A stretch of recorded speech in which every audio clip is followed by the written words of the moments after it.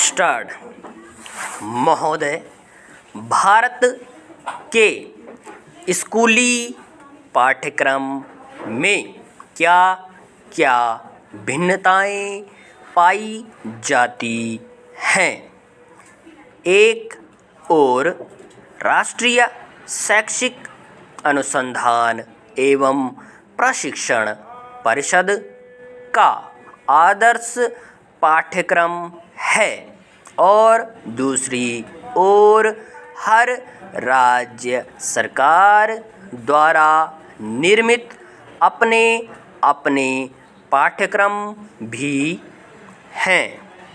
कहीं अंग्रेजी माध्यम में सारे विषय पढ़ाए जाते हैं, कहीं कुछ विषय अंग्रेजी माध्यम से और कुछ विषय हिंदी माध्यम से, कहीं सभी विषय राज्यों की प्रांतीय भाषाओं के माध्यम से, कहीं त्रिभाषा सूत्र के नाम पर हिंदी, अंग्रेजी और संस्कृत, कहीं हिंदी, अंग्रेजी और प्रांतीय भाषा, कहीं दो ही भाषाएं, प्रांतीय भाषा और अंग्रेजी। केरल के शिक्षा मंत्री ने इस भिन्न स्तरीयता को देश की भावनात्मक एकता के लिए बाधक बताया और कहा कि हर राज्य में राष्ट्रीय शिक्षा नीति का सही अनुपालन सुनिश्चित कराने के लिए यदि आवश्यक हो तो विधायन भी किया जाए।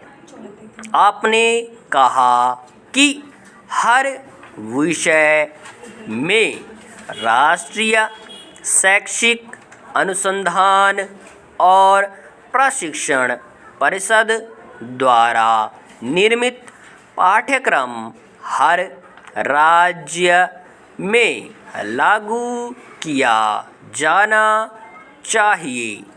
केरल सरकार इस दिशा में कुछ ठोस कार्यक्रम बना रही है और शीघ्र ही उसका कार्यान्वयन आरंभ होगा। आपने कहा कि केरल में त्रिभाषा सूत्र के अंतर्गत प्रांतीय भाषा मलयालम, हिंदी और अंग्रेजी पढ़ाई जाती है।